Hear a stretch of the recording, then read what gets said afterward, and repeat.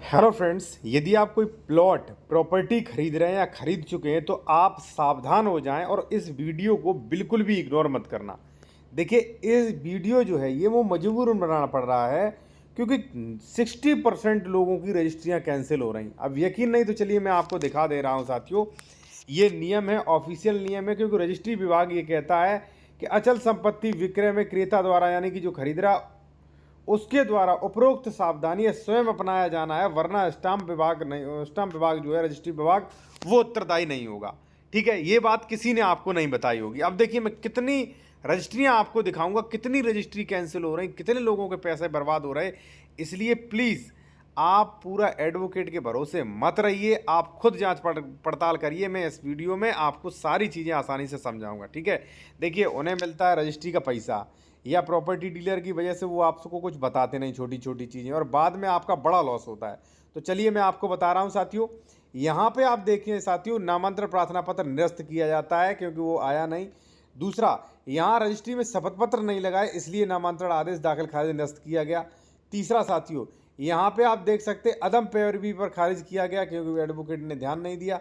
यहाँ पे आप देख सकते साथियों, धारा 98 का उल्लंघन किया तो पूरी जमीन राज्य सरकार को चली गई, पूरी जमीन राज्य सरकार को चली गई, समझ सकते हैं आप। ठीक है ना। और यहाँ पे आप देख सकते हैं एक ही जमीन 28 नंबर प्लॉट की 2 बार रजिस्ट्री कर दी गई, खसरा संख्या 36 में, रजिस्ट्री संख्या 5440, रजिस्ट्री संख्या 5307।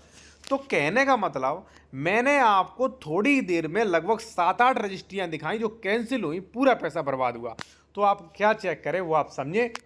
और देखिए, अगर आप कोई भी विशेषज्ञ द्वारा कानूनी सलाह लेना चाह रहे हैं, ठीक है, या कोई भी जमीन खरीद चुके हैं, खरीदना चाह रहे हैं, और आप निष्पक्ष तरीके से बेहतर एडवोकेट से अगर आप डॉक्यूमेंट वेरिफिकेशन करवाना चाह रहे हैं, जैसे डबल रजिस्ट्री, अंश से अधिक विक्रय, कौन कौन से केस चल रहे, कौन से नियमों का उल्लंघन हुआ, यूपीआरसी के सभी नियम, धारा 98, 116, ठीक है, वहाँ पे जमीन सरकारी तो नहीं, पट्टे की नहीं, सारी चीज़ें, रजिस्ट्री चेन वगैरह हमारे द्वारा आप चेक करवा सकते हो।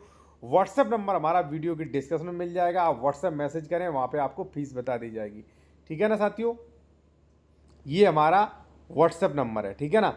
देखिए, डायरेक्ट कॉल मत करना, आप व्हाट्सएप मैसेज करना। ठीक है, वहीं लीगल एडवाइस या डॉक्यूमेंट चेक की फीस बता दी जाएगी, आप डॉक्यूमेंट चेक करवा सकते हैं।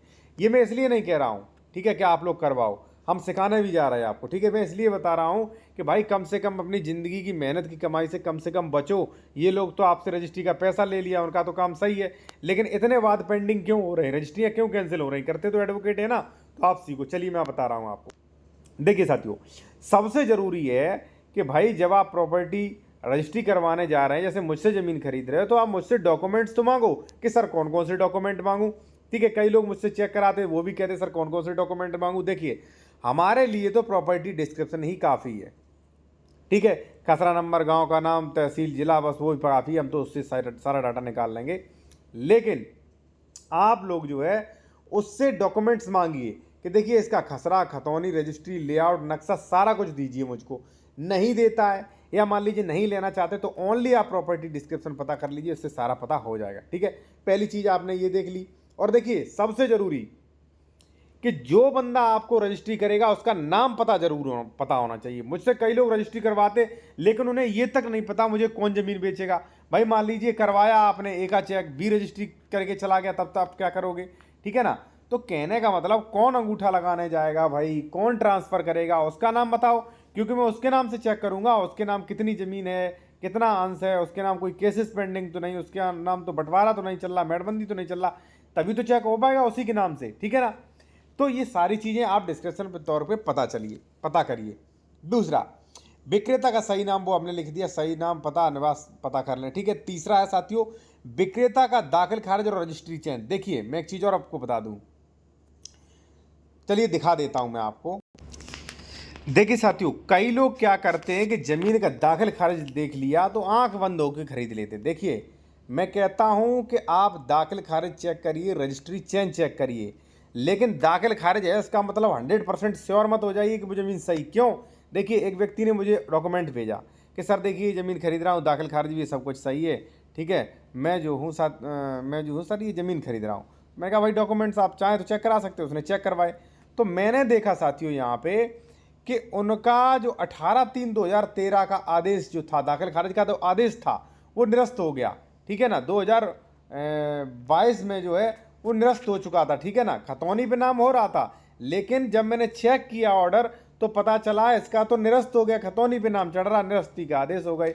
तो कहने का मतलब ये है, हमने आपसे ज़मीन ली, ठीक है ना, आप मैंने दाखिल खारिज करवा लिया, तो मेरा दाखिल खारिज रेस्टोरेशन कैंसिलेशन तो नहीं हुआ, ये भी आप चेक करें, ठीक है ना। केवल दाखिल खारिज से ज़मीन मत खरीदें। कई बार ऐसा होता है कि आपने मुझसे ज़मीन खरीद ली, ठीक है ना, दाखिल खारिज नहीं करवाया, ठीक है, और मैंने बी पर्सन को वो खतौनी दिखाई, तो आपका तो नाम शो नहीं होगा, ठीक है, क्योंकि आपने अपडेट नहीं कराया, वो मेरा ही नाम चढ़ा होगा और मेरे नाम से खरीद सकता है। तो खतौनी पे 100% विश्वास मत करें। अब आप कहोगे सर 100% किस पे विश्वास करें? देखिए सभी डॉक्यूमेंट देखो, अच्छे से देखो, तब 100 विश्वास करो, 100% ऐसे नहीं, ठीक है। तो कहने का मतलब दाखिल खारिज देखो, लेकिन ये भी देखो आप कि भैया इसका निरस्त तो नहीं हुआ, कोई रेस्टोरेशन तो नहीं हुआ, ठीक है ना, तो वो भी देखो आप, ठीक है। वो देख लिया, मैंने आपको बताया, देखिए 2013 का आदेश निरस्त हो गया, ठीक है ना, लेकिन खतौनी पे नाम चढ़ा, तो ये चीज़ें देखो, ठीक है। ये देख लिया आपने। रजिस्ट्री चेन देखो कि ए के पास प्रॉपर्टी कहाँ से आई, बी के पास कहाँ से आई, सी के पास कहाँ से आई, पट्टा मिला था, क्या हुआ था क्या नहीं, वो चेक करो, सबका दाखिल खारिज चेक करो, ठीक है। खतौनी पर हुए आदेश देखिए साथियों, कई बार जो लोग हैं वो कहते हैं कि सर आप डॉक्यूमेंट चेक करते ज़्यादा फीस लेते हैं।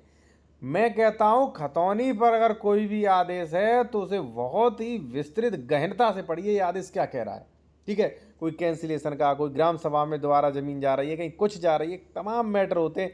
तो इसलिए खतौनी पर हुए सभी आदेश और लंबित वाद जो है सिविल कोर्ट वगैरह में या UPRCMS पे, तो आप चेक करें कि भैया ये वाद क्या क्या है, और अगर धारा 116 है तो ये वाद क्या कहता है, क्या इसका इफेक्ट पड़ेगा इस जमीन पे, 98 का क्या इफेक्ट पड़ेगा, 104 105 का क्या इफेक्ट पड़ेगा, उनका भी मतलब समझे। कई लोग कहते हैं कि सर आपने खतौनी चेक की, खतौनी तो मैं भी चेक कर लेता हूं। भाई खतौनी और ये चेक करने का नहीं, उसमें विस्तृत जानकारी की 104 का केस चल रहा है तो हम उसे खोल के देखते हैं ये क्यों चल रहा है और इसका इफेक्ट क्या पड़ेगा, तो वो आप चेक करिए, ठीक है ना। लंबित वाद चेक करिए, विक्रेता का कुल अंश चेक करिए कि भैया विक्रेता के पास कितनी जमीन आई, कितनी बेची, पूरा रिकॉर्ड चेक करिए, ठीक है। और डबल रजिस्ट्री या अंश से अधिक विक्रय चेक करिए। कई बार ऐसा होता है कि आपने ए से खरीद ली, दाखिल खारिज नहीं कराया, अब एक ही नाम चल रही है ज़मीन, कल ए मर जाएगा उसके बच्चों के नाम आ जाएगी। तो वही मैं कह रहा हूँ कि यहाँ पे आपको डबल रजिस्ट्री अंश से अधिक विक्रय चेक करना चाहिए, और सबसे ज़रूरी राज्य स्तरीय नियमों का पालन करना चाहिए। देखिए साथियों, यहाँ पे एक जो ज़मीन जो खरीदी गई थी उसमें धारा 98 का उल्लंघन हुआ था, किसी ने बिना परमिशन लिए ज़मीन बेच दी थी, ठीक है ना, और ये ज़मीन राज्य सरकार में अंकित भी हो गई। तो देखिए यहाँ पे जो है जो नियम जो है यहाँ पे आप देख सकते हैं, इनका भी देखिए इनका पालन किया कि नहीं। 88, 89, 90, 97, 98, 99 इनका पालन देखो कि भैया किया गया है कि ऐसा ही कर दिया है, ठीक है ना। और मैं कहूँगा जो भी लोग विशेषज्ञ द्वारा लीगल एडवाइस लेना चाह रहे हैं या अपनी ज़मीन का डॉक्यूमेंट वेरिफिकेशन करवाना चाह रहे हैं निष्पक्ष तरीके से, तो हमारा व्हाट्सएप नंबर वीडियो के डिस्क्रिप्शन में मिल जाएगा, ठीक है। राज्य स्तरीय नियम देख लिए कि भैया संक्रमणी जमीन नहीं थी, ठीक है, श्रेणी नंबर सही था, हमने 98 का उल्लंघन नहीं किया, पूरा प्रतिफल दिखाया है, ठीक है, सारी चीज़ें करके आप म्यूटेशन कर वगैरह करवा लें, ठीक है। फिर आ जाता है पैसों का लेन देन। देखिए पैसों का लेन देन जो है बिल्कुल लीगल तरीके से करिए, थोड़ा भी इलीगल तरीके से किया पूरी रजिस्ट्री जाएगी आपकी, ठीक है। फिर उसके बाद कब्जा करिए और अपना दाखिल खारिज करवाइए। देखिए साथियों, मैं इसलिए बोल रहा हूँ ये सारी चीज़ें कि भाई एडवोकेट इतना नहीं मूड अपना दिमाग ख़त्म करेंगे। अब देखिए मैं आपको कितनी देर से समझा रहा हूँ, तब जाके समझ पाया। अब एडवोकेट जो है वो इतना दिमाग खर्च नहीं करते वहाँ के, ठीक है ना, उन्होंने लिख दिया, आपका 2-4 हज़ार रुपये उन्हें मिल गया बस, ठीक है। तो ये चीज़ आप देख लें, सुनिश्चित करें। और जो भी लोग नई नई वकालत सीखना चाह रहे हैं या आप जो है रजिस्ट्री ड्राफ्टिंग के बारे में सारी जानकारी सीखना चाहते हैं, एक्ट या क्षेत्रफल निकालना, सभी की परिभाषा, अपवाद और सभी के फॉर्मेट जैसे दान, leave and licence agreement, GPA वगैरह, तो सभी के फॉर्मेट वगैरह इस ई-बुक कोर्स में मिल जाएंगे। अगर आप ये कोर्स लेना चाहते तो ले सकते हैं। व्हाट्सअप नंबर हमारा ये दिया गया, फीस 390 रुपये। व्हाट्सएप पर मैसेज करें, ठीक है, और ये ले सकते हैं।